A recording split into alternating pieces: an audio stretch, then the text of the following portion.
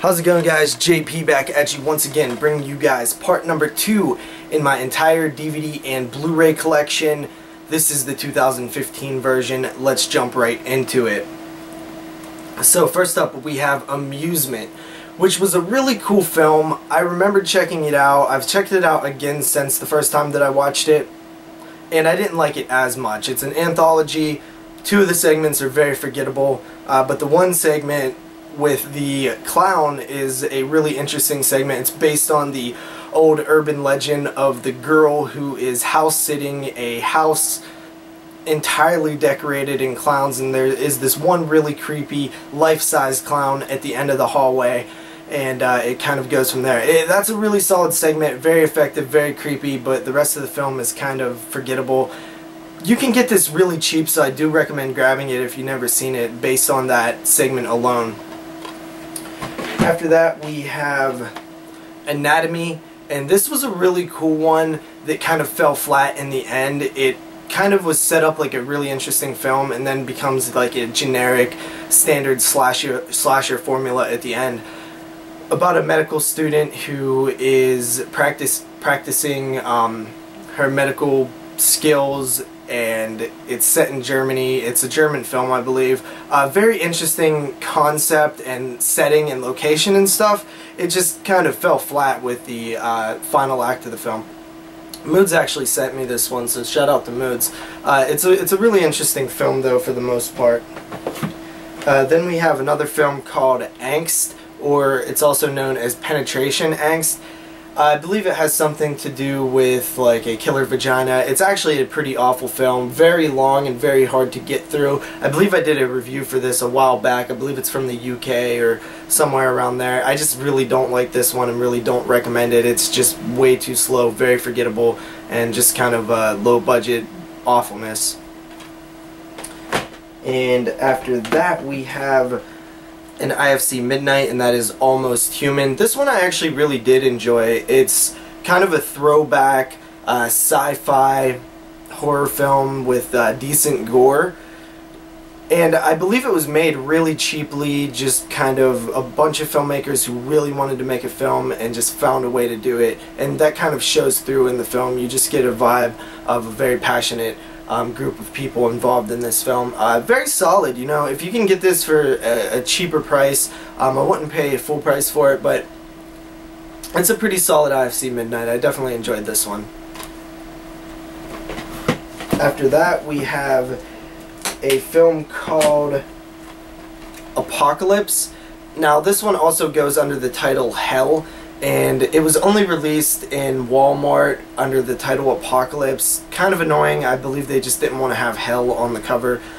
This one was actually pretty solid, though. I forget what country this film comes out of, but it's post-apocalyptic, very interesting, bright colors. You can really kind of feel the heat because the world is kind of scorched and things like that. I actually really enjoyed this one. I do remember the ending kind of being a little lesser quality. The setup was really cool, dealing with cannibals and stuff like that. I do recommend checking this one out. You can find it pretty cheap now. It's a pretty solid apocalypse film.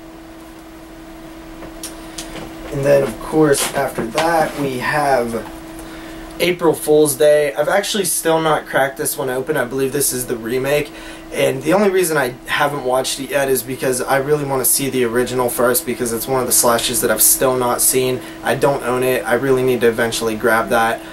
But April Fool's Day, it sounds like it could be a lot of fun. I'm not talking about the remake so much, but the original. I've actually never really heard much about the remake of April Fool's Day. It's kind of an odd one.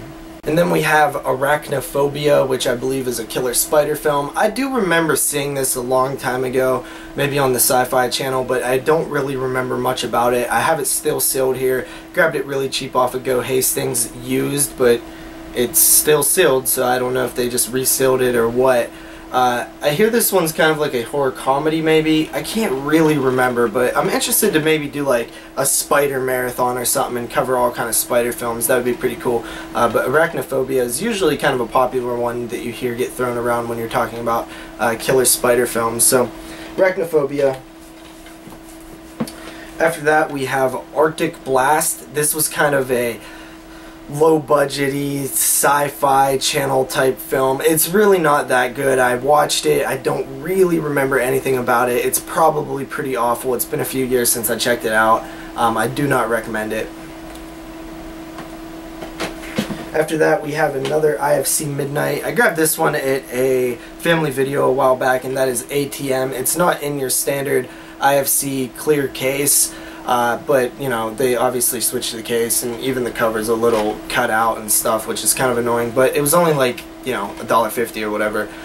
This one was slightly disappointing for me. I thought it was a great setup. You know me, I love contained horror. I love the idea of a small group of characters stuck in a singular location, and, you know, something is trying to get them. It's also sort of a siege film because they're stuck inside of a building, which happens to be an indoor ATM machine, which I've actually never seen in real life. I'm not even sure if they exist.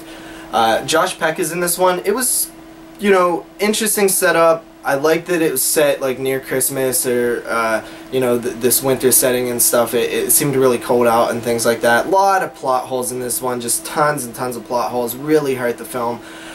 So it is maybe worth checking out, but it's not one of the best contained horror films that I've ever seen. And that's, you know, not even close, really. After that, we have a found footage film. This is one of the only Bloody Disgusting selects I have, and that is Atrocious. This was a really solid Spanish film. I really much enjoyed this one. It does a good job with the found footage approach. Kind of scary, actually, you know. It's very effective, very creepy. It's very Blair Witch Project. I can see that a lot of the scenes were very heavily influenced by the Blair Witch Project, which, you know, found footage is usually influenced by the Blair Witch Project, but I mean in actual performances and actual characters and the setup, I felt it was very Blair Witch Project. Completely different story, though. I do recommend this one. This is very solid. Definitely pick it up. You can get it super cheap. I have heard some mixed reviews on it, but I know Jeremy's a big fan of this one. This is a very solid found footage film. Definitely check it out. After that, we have a film that I haven't watched yet, and that is Takashi Miike's Audition. I've just never watched this film. I only recently picked it up. I've seen so much about it. I've heard people talk about it. I know what it is, and I've really been just looking for a reason to kind of watch it, but I also wanted to cover it in some sort of form, whether it's on my podcast or on my YouTube channel or what, but I'm looking for a reason to you know, cover it, whether it's a Takashi Miike special or you know, a Japanese horror special or whatever. I'm kind of waiting. I'm kind of saving it for the day when it comes up in terms of film reviews and things like that. So Audition, really excited to finally check it out when I do, though. After that, we have kind of a weird full screen version of AVP. I do own this film on Blu-ray, but I had bought this version from a closed down video store for like $1 way back in the day, and I've just had it in my collection ever since. I've probably only watched it once, but I actually have a friend at work whose son is kind of getting into horror films a bit. She doesn't really let him watch everything, but for some reason she was letting him watch like the Alien films, and I had gave them my old Alien box set, and you know, I'll probably just hand this off as well because it is, you know, Alien, AVP, so, you know, that would be, you know, keeping the youngsters going after horror. I can do my part and pass this on, which I'll probably end up doing. After that, we have Badass Cinema, and this is the bold look at 70s blaxploitation. This was really solid. It's a documentary, an IFC release actually, and they really just kind of go through the history of blaxploitation, what it means. They raise a lot of questions on, like, was it really exploiting blacks or what? A lot of different point of views, stuff like that. A lot of awesome people: Pam Grier, Quentin Tarantino, Isaac Hayes. You know, tons of people in here that were around the blaxploitation era, and for a era of cinema that I'm really kind of unfamiliar with. I've only seen a little bit here and there. This definitely gave me a enough of a taste to kind of really want to seek some of these titles out and check them out because they look like they're a blast. So I do recommend this. This is definitely a film that I would definitely pick up. It's a fun little documentary. It's a little short, and you kind of want more. It feels like they're just scratching the surface. Badass cinema, definitely grab that. You can get it pretty cheap now too. Then we have a Wild Eye Entertainment release, and that's Bad vs. Worse. This film was decent from the beginning. It had a decent setup. I was into it, and then it just started dragging and dragging and dragging. I think it's like over 2 hours long or some crazy crap like that. And for the budget, it just could not. It couldn't hold your attention because it was so slow. And I actually contacted the director to see, like, hey, was there really nothing you could cut out? And then he got back to me like 2 months later, and he was like, you know, I made this film for myself, and I wasn't really thinking about what other people wanted. And I'm like, okay, that's cool and stuff, but when you sell your film, when you're putting it out there for people to pay for, I don't think it's solely yours anymore. It's more, you have to kind of play the system a little bit, and you kind of, I feel like directors have a huge problem with, they don't want to cut anything because it's so personal to them. So I feel like they need to get an objective point of view to say, listen, dude, I know you love all this footage and stuff, but some of it just has to go. But, you know, it's their art, so I guess they can do what they want. Bad vs. Worse, I would recommend it, but I'm not going to because it's just way too long.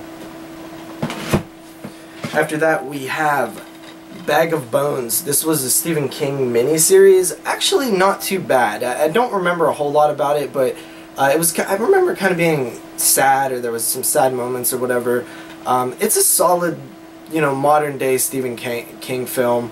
You don't see, you know, a ton of them that come out nowadays that are as good as the ones that came out in like the 70s and 80s.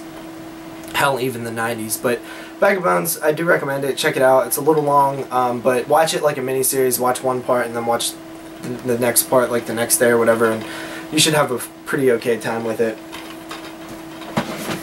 After that, we have Baked. And this one, I heard a lot of good things about. A bunch of people trapped in a grocery store after like a typhoon or a tsunami, and there's a bunch of sharks in the store. Sounds like it's right up my alley, but I only thought this one was decent. I didn't love it. It was a fun time, but I was kind of expecting a little bit more. I believe it was originally released in 3D, so that might have helped the fun quality of it, but it's alright. I do, you know, recommend grabbing it for pretty cheap. I think I only paid like $3 for it, so money well spent. It was worth that at least. Bait. After that, we have a macabre release, and that is the Banshee Chapter. We actually covered this one on the podcast. I thought this one was a really interesting concept because they're dealing with DMT, which is dimethyltryptamine, and it's one of the most powerful psychoactive drugs out there, hallucinogenics, and they kind of take that and then they put a horror twist on it, or a horror spin on it, and it was a pretty interesting concept. I felt like it wasn't completely hammered out in terms of script and things like that. I feel like there could have been, you know, maybe it was a little rushed or whatever, but there was definitely some interesting concepts, but overall I felt like it was just slightly above average, I would say. The Banshee Chapter, check it out if you haven't though. I mean, it's an interesting concept to intrigue you enough. Then we have Bats. And I don't really remember much about this film. I remembered reviewing it a while back. I think it was okay, pretty average or below average. I'm not really sure. I can't really remember it too well. Then we have Bats Human Harvest, which is the sequel to Bats.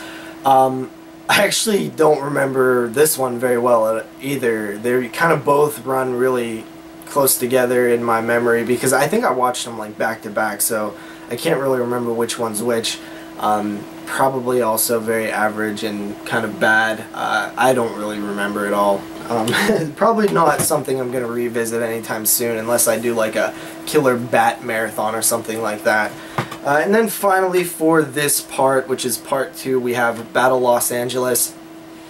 This one was like a found footage. It was alright. It was kind of a one and done type thing. I don't see myself revisiting it. It was a really big movie when it came out, I remember, but it's just okay. It is a lot of shaky cam in this one. I remember people completely bitching about that. Shaky cam doesn't bother me all that much, but it just felt a little excessive in this one. So Battle Los Angeles, maybe check it out. I'm not really a big fan of action films either. It's like Aliens and stuff, but still. Yeah, that wraps up part number 2, guys. I'll see you guys next week for part number 3. Thank you for watching. Please leave me comments. I love them. And peace out, guys.